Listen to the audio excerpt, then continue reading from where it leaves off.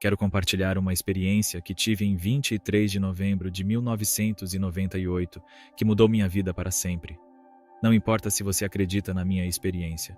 O que importa é que você veja o que Deus tem a dizer sobre o inferno e o evite. Deus escolheu um homem como eu para levá-lo lá e voltar para nos contar. Porque eu não tenho razão, não tenho agenda, não tenho motivo para inventar histórias. E quando você ouvir isso, perceberá que é real. Esta não é uma mensagem de condenação, é simplesmente uma mensagem de aviso. Que pai amoroso não avisaria seu filho para não brincar em uma rua movimentada? Há 11 anos, essa experiência aconteceu. E quando isso ocorreu pela primeira vez, eu realmente não queria compartilhar com ninguém. Sou uma pessoa conservadora por natureza e ser identificado com algo aparentemente tão selvagem quanto dizer "eu estive no inferno" era muito desconfortável para mim. Você normalmente imagina alguém com cabelos selvagens e um cartaz de madeira parado em uma esquina gritando "você vai queimar", e foi isso que eu imaginei, então não queria ser identificado com isso. Você pode me perguntar, como você sabe que isso não foi apenas um sonho ruim? Bem, não foi apenas um sonho. O Senhor me mostrou que eu deixei meu corpo, então é assim que eu sei que não foi apenas um sonho ruim. E no caminho de volta, eu estava viajando com o Senhor. Mas em 1 João capítulo 4, versículo 18 diz: "O perfeito amor lança fora o medo". Então, eu não senti medo algum estando com o Senhor. Mas quando Ele me deixou e eu voltei para o meu corpo, as memórias e pensamentos do inferno inundaram minha mente, e eu imediatamente comecei a gritar, e meu corpo parecia que estava morrendo. Você não pode viver neste corpo com as memórias do inferno. É tão severo que você literalmente morreria de medo.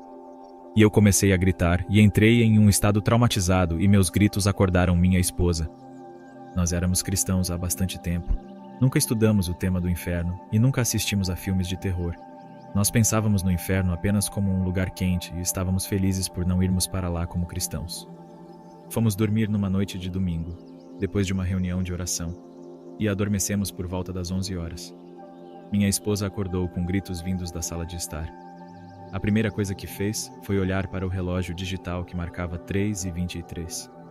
Eu tinha me levantado no meio da noite, às 3 horas, e é daí que vem os 23 minutos no inferno. Minha esposa caminhou pelo corredor e me encontrou em um estado que nunca tinha visto antes. "Ore por mim! Ore por mim! Deus me levou ao inferno!" Comecei a gritar e clamar. "Ore por mim! Ore por mim! O Senhor me levou ao inferno!" Ela começou a orar por mim e o Senhor, muito graciosamente, tirou o horror e o medo de minha mente, mas deixou a memória do que havia acontecido para que eu pudesse compartilhar minha história. Nunca tive uma visão antes. Como disse anteriormente, nunca assistimos filmes de terror, nada disso. Me levantei às 3 da manhã e, de repente, fui puxado para fora do meu corpo e me vi caindo pelo ar e aterrissei em uma cela de prisão no inferno. Não tinha explicação de como cheguei lá.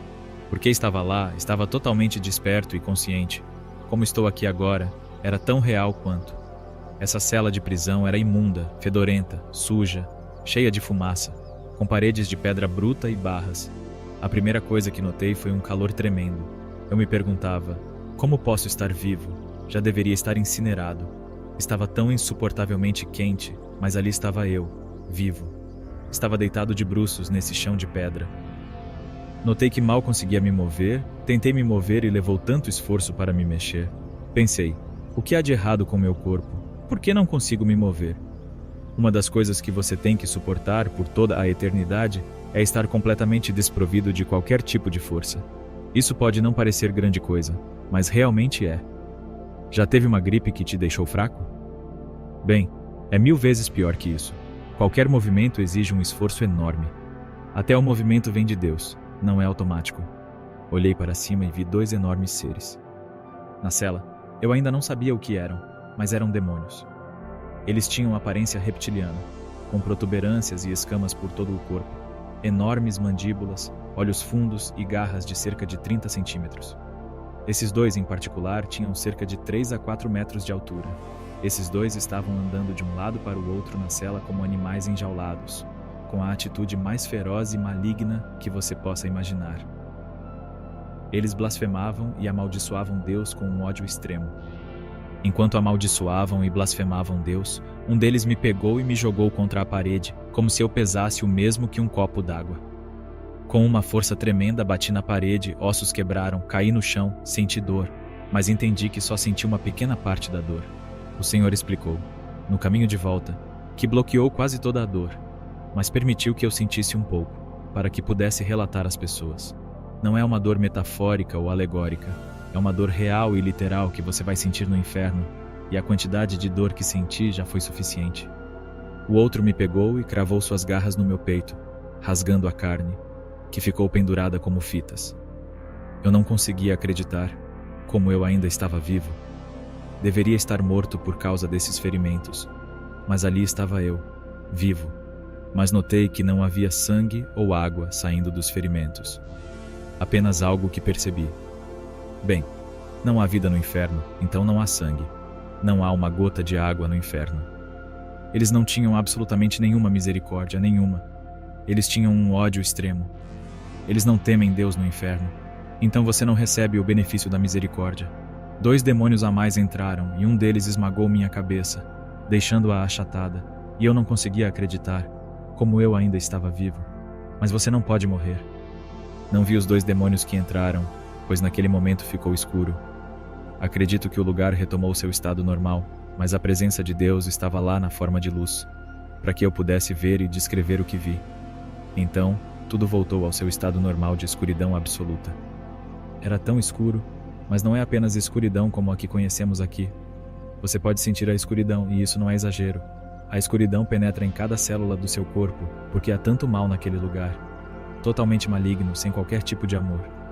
Então todos os 4 demônios agarraram meus braços e pernas, e estavam prestes a arrancá-los. Eu pensei, eu não posso suportar isso. E então algo naquele momento me pegou e me puxou para fora da cela. Era Deus, mas eu não percebi isso na hora. Ele me colocou próximo a um poço de fogo ardente que tinha cerca de 1 quilômetro de diâmetro. Era um poço enorme com chamas ardendo alto dentro de uma caverna aberta e havia enxofre caindo, como lava, caindo de cima. Foi então que pude ver as pessoas pela primeira vez.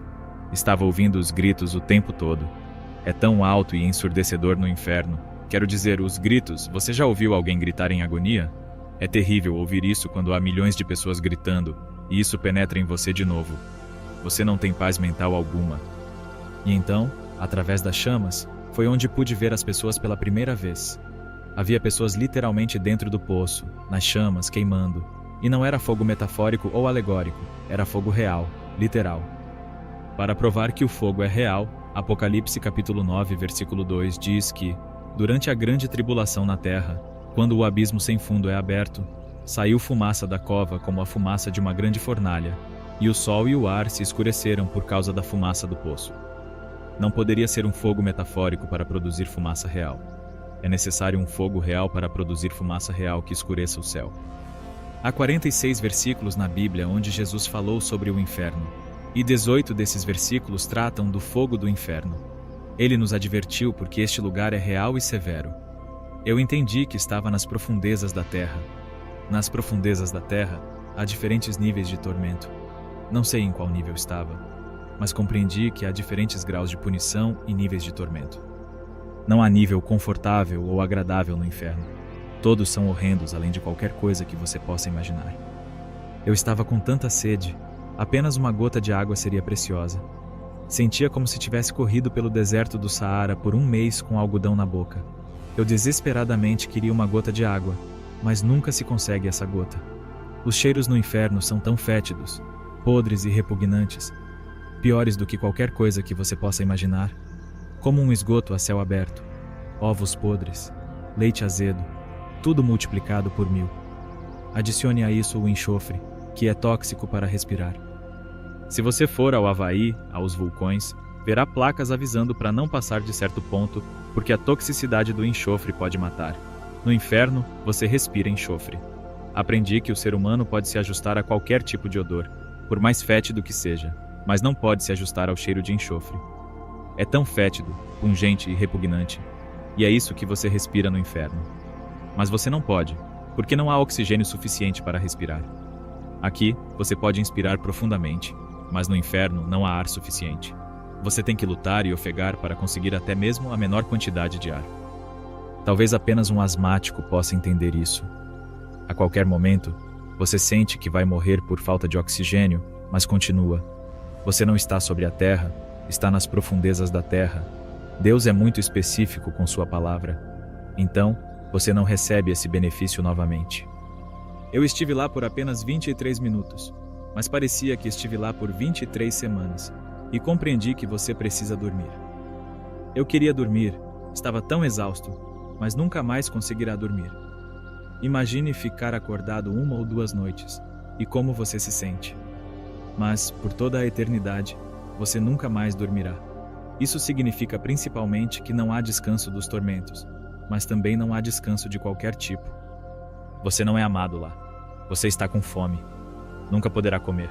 Nunca poderá beber. Está em total escuridão. O nível de medo, tudo o que você tem que experimentar no inferno, está além de qualquer coisa que você possa imaginar. Eu estava ao lado desse grande poço de fogo, observando todas essas pessoas queimando, e você se sente tão impotente. Você não pode ajudar a si mesmo. É uma perda inútil. Você não tem propósito, não tem destino. É um completo desperdício inútil, e não importa quem você é. Se é alguém famoso aqui, ninguém saberá quem você é lá. Você está completamente perdido e sozinho. Assim, ninguém saberá quem você é, e você será esquecido no inferno. Ninguém se lembrará de você no inferno. É confusão e tumulto no inferno. Tudo é confuso. Sabemos que gostamos das coisas em ordem aqui, tudo limpo e arrumado, pois o inferno é o oposto. Essas são as características do inferno. Enquanto eu olhava para esse poço, havia fossos individuais de fogo ao redor do grande poço, com pessoas dentro de seus fossos individuais. Algumas estavam no grande poço, outras em fossos individuais. As chamas subiam e queimavam a carne. Havia apenas esqueletos de pessoas com carne pendurada. Enquanto eu olhava para essas pessoas, ao meu redor havia um túnel. Eu estava de pé sob esse túnel, e havia criaturas demoníacas de todos os tamanhos e formas nesse túnel. Algumas tinham 2 ou 3 metros de altura. Algumas pareciam aranhas, com 3 ou 4 metros de largura. Eu não gosto de aranhas, mas essas tinham 3 ou 4 metros de largura. E havia cobras de todos os tamanhos e formas. Alguns demônios tinham 12 ou 13 metros de altura. Havia vermes por toda parte, milhões de vermes rastejando. Eu só conseguia ver um pouco por causa da luz das chamas, mas era o suficiente para ver que o chão estava coberto de vermes. O nível de medo que você experimenta no inferno está além de qualquer coisa que você possa imaginar. Vou relatar uma experiência que tive. Eu costumava surfar muito quando tinha 16 anos. Havia muitos surfistas, e um tubarão apareceu e arrancou a perna de um rapaz ao meu lado. O tubarão voltou. Havia cerca de 30 tubarões e 100 surfistas tentando chegar à praia. O tubarão passou por mim, eu estava de joelhos em uma prancha, e o tubarão era maior que minha prancha. O jornal disse que eram tubarões-tigre. Se você conhece tubarões, sabe que eles são realmente ferozes. O tubarão passou por mim, virou a cabeça, e eu vi que seus dentes tinham cerca de 30 centímetros de comprimento, e sua boca era enorme. Ele voltou e mordeu minha prancha ao meio. Eu estava na água com meu amigo, e ele disse: "Acho que estamos mortos." Foi uma má confissão, mas era assim que nos sentíamos. O tubarão voltou e agarrou minha perna, me puxando para debaixo d'água. Você pode imaginar o medo que senti? Bem, esse medo não se compara ao que você sente no inferno, nem chega perto. O tubarão me soltou, graças a Deus. Foi um milagre de Deus. Ele me soltou e não deixou nenhuma marca na minha perna. Você pode imaginar? Foi um milagre de Deus. Nenhuma marca, o que é impossível com qualquer tubarão, especialmente um tubarão-tigre. Deus estava cuidando de mim, e eu nem era cristão na época.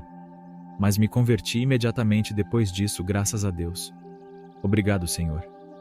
Pensei na minha esposa, somos muito próximos, e pensei nela.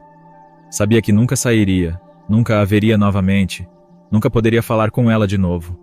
Ela nunca saberia onde eu estava, e isso por toda a eternidade. Você pode imaginar viver com esse pensamento? Que ela nunca saberá onde estou, e não posso nem contar para ela. Isso foi extremamente torturante para mim, e seria para qualquer um de vocês. Você nunca verá seus entes queridos.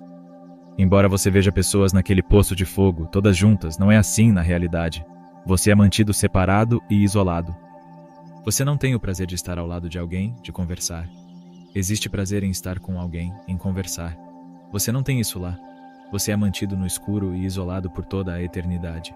Pode imaginar tudo isso? E vermes se alimentando de você. E todas as coisas que você tem que suportar. Qualquer uma dessas coisas deveria ser suficiente para te matar, mas você continua vivo porque nossa alma é eterna. Deus nos fez à sua imagem, então nossa alma não pode morrer. Ela vive para sempre, não importa o que você faça. Você pode perguntar, mas por que o inferno é tão horrível? Bem, primeiro de tudo, o inferno foi preparado para o diabo e seus anjos. O inferno é escuro porque Deus é luz. No inferno, há apenas morte, porque Deus é vida. Só há ódio no inferno, porque Deus é amor. Não há misericórdia no inferno, porque a misericórdia do Senhor está nos céus. Não há força no inferno, porque o Senhor nos dá força. Não há água no inferno, porque a água é a chuva dos céus. E não há paz no inferno, porque Ele é o príncipe da paz. Então, ao remover Deus da situação, ou Ele se retira, todo o bem vai junto com Ele. Não há nada de bom sem Deus. Portanto, se você acha que pode desfrutar de ar fresco, luz do sol, conforto, conversa com pessoas, comida, não. Tudo isso vem de Deus. Então, podemos desfrutar da bondade de Deus quando estamos aqui na terra. Mas, se você não quer nada com Deus, quer negá-lo, há um lugar preparado que não tem nada a ver com Ele, exceto uma coisa. Sua ira é derramada na forma de fogo, porque Deus odeia o pecado. Então Ele derrama sua ira. E isso é o fogo no inferno. É a ira dele. O inferno é horrível porque Deus retirou seus atributos daquele lugar. Então, quando as pessoas olham para as árvores verdes, a água, o céu e dizem: "Ah, a Mãe Natureza é maravilhosa." Não, isso não é Mãe Natureza, é o Pai Deus que providenciou isso. Louvado seja o Senhor. Obrigado, Senhor. É por isso que o inferno é tão horrendo, porque a bondade de Deus não existe lá. Enquanto eu estava vendo tudo isso nesse túnel, comecei a ser erguido por ele, e de repente, uma luz brilhante apareceu. Eu sabia imediatamente quem era. Eu não precisei perguntar, e eu apenas disse, Jesus, e ele disse, eu sou. Era uma luz brilhante como eu nunca tinha visto antes. Eu só vi o contorno de um homem, não vi seu rosto. E quando ele disse, eu sou, eu caí aos seus pés, e senti como se tivesse morrido. Então, não sei se morri, ou o que aconteceu, mas ele me tocou e eu voltei a mim, estava aos seus pés. Foi ali que percebi, embora já soubesse isso durante todos os meus anos como cristão, mas aquilo me atingiu com muita força, que porque ele foi para a cruz, eu não precisei ir para aquele lugar. Eu estava tão grato pela cruz. Se ele não tivesse ido, todos nós estaríamos lá. Todos nós. Eu estava tão agradecido que tudo o que eu queria fazer era dizer: obrigado, Jesus, obrigado, Jesus, obrigado, Jesus, por me salvar, obrigado, Jesus, obrigado, Jesus. Eu não queria fazer perguntas, só queria adorá-lo. Mas pensamentos começaram a vir à minha mente depois de um tempo, e ele respondia meus pensamentos. E eu pensei, Senhor, por que você me enviou para esse lugar horrível? E ele disse que muitas pessoas não acreditam que o inferno é real. Ele disse, até mesmo alguns do meu povo não acreditam que o inferno existe. E eu pensei, será que todos os cristãos não acreditam no inferno? Mas não acreditam. Muitos cristãos estão até mesmo enganados. E ele queria que eu fosse e dissesse às pessoas, porque muitas igrejas não estão ensinando a verdade sobre o inferno. E ele não quer que ninguém vá para lá. Ele não fez o inferno para o homem. O inferno foi preparado para o diabo e seus anjos. Mas o homem irá para lá se escolher rejeitar a única provisão para os nossos pecados, que é Jesus Cristo. Eu pensei, Senhor, por que aqueles demônios me odiavam tanto? Ele disse, porque você foi feito à minha imagem, e eles me odeiam. Aqueles demônios odeiam você. Todo o mal que vemos no mundo hoje, doenças, câncer, tudo isso vem do reino demoníaco. Eu estava tão ciente disso quando estava no inferno. Eu olhei para aqueles demônios e é de lá que vem o câncer e tudo isso. Não é de Deus. As pessoas culpam Deus falsamente. Jesus disse, eu vim para que tenham vida e a tenham em abundância. Satanás veio para matar, roubar e destruir. É daí que vem o mal na terra, não de Deus. Ele é o doador da vida. E eu pensei, Senhor, por que você me escolheu? Ele não me deu uma resposta, então não tenho ideia do porquê ele me escolheu. Eu era apenas um corretor de imóveis, indo trabalhar todos os dias como todo mundo. Eu gosto de tudo limpo e organizado, mas o inferno é o oposto de tudo isso. Sou fanático por essas coisas. Nem gosto do verão, porque é muito quente para mim. Não importa por que ele me escolheu. Ele deu a todos nós um trabalho a fazer. Cada um tem uma missão para o Senhor, e ninguém é mais importante do que ninguém. Somos todos igualmente importantes. Eu me senti desconfortável por 7 anos ao dar esse testemunho, extremamente desconfortável, e eu reclamava. E o Senhor me disse: não se trata de você se sentir confortável, trata-se de você ser obediente. Se formos obedientes, ficaremos confortáveis. Agora não importa o que pensam de mim. Se uma pessoa for salva e não for para esse lugar, só uma, já valeu a pena.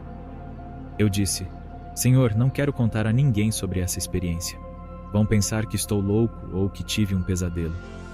E ele disse: não é seu trabalho convencer os corações. Esse é o trabalho do Espírito Santo. Você só precisa contar a eles. Eu disse: sim, Senhor, eu vou. Seja o que for que você queira. Continuamos subindo por esse túnel e eu perguntei: Senhor, por que eu não te conhecia? Por que eu não te conhecia? E ele respondeu: porque se você me conhecesse, teria esperança. E eu queria que você experimentasse o que eles sentem lá. Desesperança. Se eu estivesse lá como um cristão, como sou agora, teria dito: graças a Deus, ele vai me tirar daqui. Eu saberia que não teria que ficar lá. Mas ele bloqueou isso da minha mente para que eu pudesse experimentar o que aquelas pessoas sentem. Desespero. Desespero por toda a eternidade. Nós sabemos que a verdade é Jesus. Ele disse: eu sou o caminho, a verdade e a vida. Ninguém vem ao Pai, senão por mim. Bem, Jesus é a única esperança para nós. E aquelas pessoas não têm esperança nele. Ele é a única esperança. Elas não têm esperança. É tarde demais para elas. A decisão é final. Então, essa foi realmente a pior parte do inferno, além da dor e de estar separado de Deus e de toda a sua bondade, era saber que você nunca, jamais, sairá de lá. 10 milhões de anos vão passar e você ainda estará lá sofrendo. Fomos para o espaço, totalmente para o espaço, e eu olhei para trás. Olhei para a Terra e era como olhar para um globo. Era tão incrível ver a Terra do espaço. Era absolutamente glorioso. Eu olhei para trás e disse: uau, o que está segurando isso? O que faz com que gire tão perfeitamente sem variar nenhum milésimo? Todos esses pensamentos estavam passando pela minha mente. Estou apenas compartilhando o que estava na minha mente. Era tão lindo ver a Terra. Não sei como você pode não se salvar vendo a criação de Deus do espaço. Quando eu era criança, queria ser astronauta e acredito que Deus se lembrou desse pensamento. E Ele diz que nos dará os desejos do nosso coração. Quero dizer, quão grande é isso? Ele não precisava pegar o caminho cênico de volta para casa, sabe? Mas Ele fez isso por mim. Então, quanto mais Ele nos dará todos os desejos do nosso coração se o servirmos. Enquanto eu estava olhando para a Terra, olhei para o espaço e Deus me permitiu experimentar um pouco mais do seu poder. Ele me revelou apenas um pouco mais do que podemos compreender aqui do seu poder incrível. E eu olhei para o espaço e pude ver toda a vastidão do universo, as estrelas, os bilhões de estrelas. E eu olhei para ele e pensei: ó Senhor, você está no controle de cada uma delas e nenhuma está colidindo, nenhuma está fora de controle. Os bilhões de estrelas, Ele está controlando tudo isso, tudo ao mesmo tempo. Eu pensei em todas as pessoas na Terra, os bilhões de pessoas na Terra. Ele conhece cada pensamento que estamos tendo em cada momento. Você pode imaginar um Deus tão grande? E Ele está dirigindo o céu e controlando tudo sem um único erro em qualquer lugar. Ele conhece cada pardal que cai no chão. Ele conhece cada cabelo que está em nossa cabeça, que muda diariamente. Mas eu estava apenas aproveitando tudo isso, a criação gloriosa de Deus e seu poder incrível. Mas então Ele queria que eu visse e me lembrasse.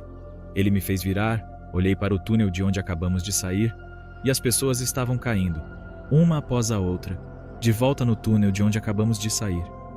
E ele chorou, porque não é desejo dele que ninguém vá para lá. E as pessoas estavam caindo, e ele queria que eu me lembrasse disso, para que eu pudesse ir e testemunhar. E eu não conseguia suportar sentir. Ele me permitiu sentir uma parte do seu coração, e foi tão avassalador sentir o que Deus sente, seu amor. Está muito além da nossa capacidade de conceber o quanto Ele nos ama. Quando as pessoas pensam que Deus é cruel, que Ele está enviando alguém para o inferno, elas estão muito erradas. Deus não está enviando ninguém para o inferno. Deus não está lá em cima dizendo: este vai para o céu, este vai para o inferno. Todos nós, acima da idade da responsabilidade, já estamos a caminho do inferno automaticamente. Veja, Deus veio para nos tirar desse caminho. Ele plantou uma cruz bem no meio desse caminho, de todos nós indo para o inferno. Então tudo o que temos que fazer é olhar para aquela cruz e ser humildes o suficiente para admitir que somos pecadores e clamar a Deus, e Ele nos salvará. Esse é o Deus que servimos, um Deus amoroso que está tentando nos manter fora do inferno. Deus nos avisa de 4 maneiras diferentes. Número 1. Ele nos dá a criação. E na criação, como sabemos que Deus existe? O homem está sem desculpas. Porque quando você vê a criação e os céus de Deus, e um bebê nascendo, você tem que admitir que deve haver um designer para todo esse design, deve haver um criador. Você está sem desculpas, Deus o considera responsável apenas por isso. Número 2. Ele lhe dá uma consciência.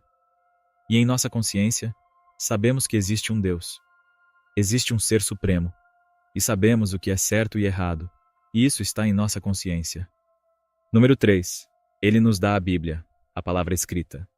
No mercado imobiliário, sempre procuramos por coisas por escrito. Você pensa que se está por escrito, está garantido. Bem, Deus nos deu por escrito 66 livros escritos por 40 autores. Ele colocou por escrito e nos disse exatamente como ficar fora do inferno e como chegar ao céu. Ele nos dá evangelistas, pastores, professores. Ele nos dá rádio, TV, missionários que viajam pelo mundo para testemunhar as pessoas. E, finalmente, Ele nos dá sonhos e visões para manter sua alma longe do abismo. Ele até dará àquela pessoa nas montanhas remotas um sonho ou visão, se essa pessoa apenas buscar e disser: Deus, eu sei que há um Criador. Eu sei que há um Deus. Eu quero conhecê-lo. Deus se revelará a essa pessoa, então o homem está sem desculpas. Voltamos à terra e nos aproximamos do meu corpo. Pairando acima da minha casa, olhei através do telhado e pude me ver deitado no chão. Foi tão estranho olhar para o meu corpo. Eu pensei: esse não sou eu. Este é o verdadeiro eu. Parecia como se você saísse do seu carro. É apenas um veículo para levá-lo aonde precisa ir. Não é realmente você. Assim é como o corpo parecia temporário. E então eu vi uma nuvem de fumaça subir e disse: Senhor, o que é isso? E ele disse: sua vida. Eu disse: só isso? Acabou em 1 segundo. Foi tão rápido comparado à eternidade, como uma pequena chaleira, a fumaça subindo. É assim que nossa vida é curta comparada à eternidade. Eu pensei: Senhor, não temos muito tempo. Ele disse: sim, mas o que você faz por mim durante esse tempo contará por toda a eternidade. Não é incrível que Deus faça isso? Esse tempo curto me deu uma perspectiva eterna melhor sobre a vida, o que realmente é importante. Servir a Deus é o mais importante. Todo o resto vai passar e queimar. Não importa. Não vai durar. Mas o que você faz por Deus, testemunhando, se envolvendo em uma igreja, alimentando os pobres, pregando o Evangelho, qualquer coisa que você possa fazer por Deus, todas essas pessoas que ajudam por aqui, todas essas coisas são recompensas no céu e durarão por toda a eternidade. Estou lhe dizendo, eu pensei: Senhor, eu não quero desperdiçar 1 segundo. Eu quero fazer tudo o que eu puder por você. Eu quero viver, comer e respirar o Evangelho. E é assim que todos nós deveríamos nos sentir, porque temos as boas novas. Precisamos sair e contar a um mundo que está morrendo sobre Jesus. Ele é um bom Deus. Temos as palavras, temos sua palavra. Tudo o que precisamos fazer é abrir nossas bocas. E o Senhor disse para mim: você sabe, muitos do meu povo dão desculpas para não testemunhar. Eles dizem: eu não senti vontade e eu me senti culpado porque já fiz isso. Agora, eu sei que todos nós precisamos sentir vontade e não bater na cabeça das pessoas com a Bíblia. Mas tantas vezes damos desculpas e dizemos: eu não senti vontade, quando realmente estávamos com medo dos homens em vez de temer a Deus. Precisamos temer a Deus e ser obedientes para fazer o que Ele nos chamou para fazer. De qualquer forma, você pode dizer: mas eu não vou para o inferno porque sou uma boa pessoa. Uma pesquisa realizada em 2006 mostrou que 54% das pessoas geralmente acreditam que, se você for uma pessoa boa, irá para o céu, e se for uma pessoa má, irá para o inferno. Essa é uma concepção errada comum, porque não se baseia em ser bom. Trata-se de um relacionamento. E é uma sorte que não seja baseado em ser bom, porque nenhum de nós conseguiria. Você pode ser relativamente bom em comparação com outras pessoas, mas se for seguir por esse padrão, terá que se comparar com a bondade de Deus. E Deus diz que, se você mentir uma vez, todos os mentirosos terão a sua parte no lago de fogo, apenas uma vez. Se você roubar uma coisa, nenhum ladrão herdará o céu. Se você cobiçar apenas uma vez, Jesus disse que é o mesmo que cometer adultério. Nenhum adúltero herdará o céu, apenas uma vez, porque se você ofender a lei em um ponto, é culpado de todos. Bem, esses são apenas 3 dos 10 mandamentos. Se formos julgados por esse padrão, seríamos culpados ou inocentes. Todos seríamos culpados, certo? Esse é um padrão muito alto. Portanto, há uma penalidade a pagar pelo nosso pecado. Mas Jesus pagou essa penalidade. Romanos diz: o salário do pecado é a morte, mas o dom gratuito de Deus é a vida eterna. Ele pagou. Você pode deixar que ele pague ou você mesmo pode tentar pagar. Mas veja, você nunca conseguiria pagar, porque foi necessário um Deus eterno e o sangue de Jesus para pagar por nossos pecados. O tempo no inferno nunca seria suficiente. Você não pode ficar no inferno por 500 anos e dizer: bem, paguei, trabalhei pelos meus pecados. Isso seria uma tentativa de salvação pelas obras. E o tempo nunca seria suficiente porque somos salvos pela graça mediante a fé.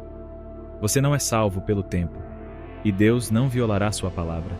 Sua palavra está eternamente estabelecida no céu, então ele não pode vir buscar você no inferno e, algum dia, tirá-lo de lá. Não, o inferno é permanente. É eterno. Somos salvos pela graça mediante a fé. Deixe-me fazer uma analogia. Imagine que você bate na porta da casa mais cara do país, e você bate na porta e diz: com licença, eu estou me mudando para cá, porque sou uma boa pessoa. O que você acha que as pessoas diriam? Não, certo? E você não esperaria que elas aceitassem, porque você não tem um relacionamento com elas. Da mesma forma, você passa toda a sua vida sem ter nada a ver com Deus. Você nega que Jesus é o Filho de Deus. Então, no final da sua vida, você bate na porta dele e diz: com licença, estou me mudando para cá. Sou uma boa pessoa. Não se baseia em ser bom, se baseia em um relacionamento. Você tem que conhecê-lo. E ele se ofereceu para ser seu pai, mas você o rejeitou repetidamente. Ele é seu criador, mas não é seu pai até que você convide Jesus para o seu coração. Então ele se torna seu pai. Então, quem é o arrogante esperando viver em uma casa onde você nem conhece a pessoa? Você não tem direito. Deixe-me fazer outra analogia. Digamos que você me convide para jantar e diga: eu quero que você pegue a rua tal para o sul, vire à direita, suba a colina e você chegará à minha casa. Esse é o único caminho para chegar à minha casa. E eu digo para você: sabe de uma coisa? Eu acho que vou pegar a outra rua que vai para o norte. Vou sair na praia. Porque eu acho que todos os caminhos levam à sua casa. É isso que eu acho. Você vai dizer: estou tentando te dar direções claras para minha casa. Bem, eu acho que Deus sabe onde Ele mora, certo? Ele nos deu direções claras.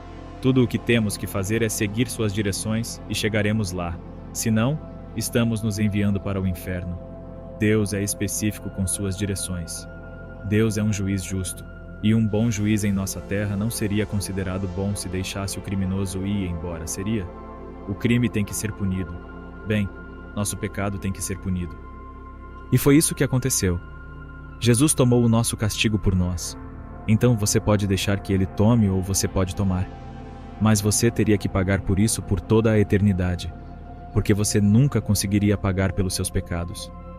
A segunda razão pela qual Ele não pode ignorar o seu pecado é porque Deus é um fogo consumidor. E o que isso significa é o seguinte: imagine que você colocasse a mão no fogo para pegar algo e ela se queimasse. Você não diria: por que o fogo me queimou? Isso foi cruel da parte do fogo. Eu não fiz nada ao fogo. Você não diria isso, certo? Por quê? Porque a natureza do fogo é queimar. Você esperaria isso. Sua mão e o fogo não são compatíveis. O mesmo acontece com Deus. Deus e o homem pecador não são compatíveis. E esse é um problema para nós. Somos pecadores. Então não podemos nos apresentar diante dele. Seríamos consumidos porque ele é um fogo consumidor. Entendeu? Então, como o homem pode se apresentar diante de um Deus santo? A única forma de um homem pecador se apresentar diante de um Deus santo é parecer sem pecado. E como isso pode acontecer? De novo, só há um jeito. Alguém teria que viver uma vida perfeita, sem nunca pecar. E esse alguém é Jesus. Ele se apresenta diante de Deus e diz: eu vivi uma vida perfeita. Vou trocar o pecado deles pela minha justiça, se confiarem em mim ao invés de em suas obras. Então, se confiarmos em sua obra e não na nossa, ele assume nosso pecado e o lava com seu sangue. E podemos nos apresentar como se nunca tivéssemos pecado, porque nosso pecado foi lavado. Não é um plano incrível que Deus criou? Louvado seja Deus por ter criado esse plano. As pessoas reclamam e dizem: eu não gosto dessa ideia de só haver um caminho. Você deveria ser grato por haver um caminho. Deus criou um caminho. Estas são as direções para o céu. Você precisa se arrepender dos seus pecados. Arrepender-se significa se afastar do pecado. Não basta apenas reconhecer mentalmente que Jesus é o Filho de Deus. Você precisa concordar em se afastar do pecado e dizer: Senhor, reconheço que sou pecador. Não posso me salvar. Não quero mais pecar. Quero caminhar e seguir você. Se você se arrepender dos seus pecados, se com a tua boca confessares ao Senhor Jesus e em teu coração creres que Deus o ressuscitou dos mortos, serás salvo. Esse é o caminho para o céu. Jesus disse: eu sou o caminho, a verdade e a vida. Ninguém vem ao Pai, senão por mim. E não estou aqui para denegrir a crença de ninguém, mas estou aqui para dissuadi-lo de acreditar em qualquer coisa além do que Jesus disse. Ele é o único caminho. Não há outro. Não importa como você foi criado. Jesus, há um só caminho. Mas você sabe, é sua escolha. Deus dá ao homem uma escolha porque é isso que o amor faz. Ele dá uma escolha. Ele poderia ter nos feito robôs, mas não fez. Ele deu ao homem o livre-arbítrio para que possamos escolher. Deus tem um livro. E no dia do julgamento, se você não for salvo, você estará diante dele. Ele abrirá esse livro. E não seria horrível ouvir ele dizer: seu nome não está neste livro. Afastai-vos de mim para o fogo eterno, preparado para o diabo e seus anjos. Essas seriam as piores palavras que você poderia ouvir, porque são eternas. Você sabe se seu nome está escrito no livro dele? Se você quer que seu nome esteja no livro de Deus, então repita esta oração e diga com o coração: querido Deus no céu, sei que pequei e não posso me salvar. Eu acredito que você enviou seu filho Jesus para morrer na cruz por mim, que ele foi crucificado, morreu e foi sepultado e ressuscitou. Peço que me perdoe pelos meus pecados.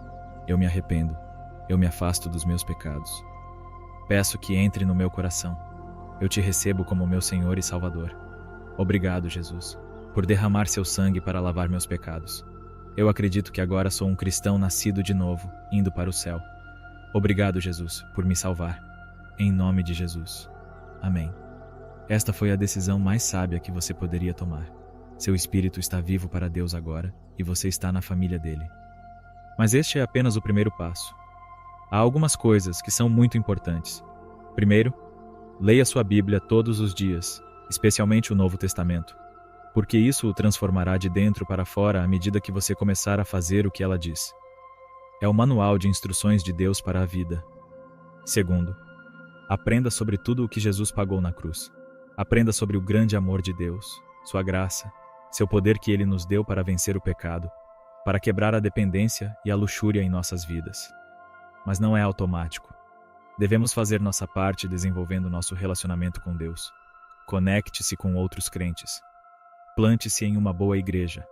E corte associações ímpias para que você não seja puxado de volta para seus antigos caminhos. E sempre lembre-se: se você cometer um erro e pecar, nunca fuja de Deus. Jesus disse: eu nunca te deixarei, nem te desampararei. Imediatamente peça-lhe perdão e corra de volta para ele. Ele te ajudará todas as vezes. Não importa o que aconteça. Coloque-o em primeiro lugar. Persiga-o e você verdadeiramente viverá.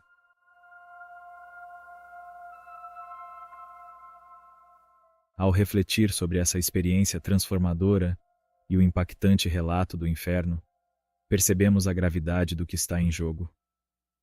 Que mudanças você está disposto a fazer em sua vida a partir de hoje para garantir que não enfrentará um destino tão terrível? Você está realmente vivendo de maneira que honra a misericórdia e o sacrifício de Jesus por nós? Desafio você a se perguntar: estou apenas assistindo minha vida passar ou estou tomando medidas concretas para me aproximar de Deus? Deus nos chama para uma vida de transformação e entrega, e isso começa com uma decisão consciente de seguir seus caminhos e buscar sua presença. Convido-te a inscrever-se agora no nosso canal, ativar as notificações e juntar-se a nós nesta jornada de fé e redenção. Deus tem um plano para cada um de nós e continuaremos explorando essas verdades profundas.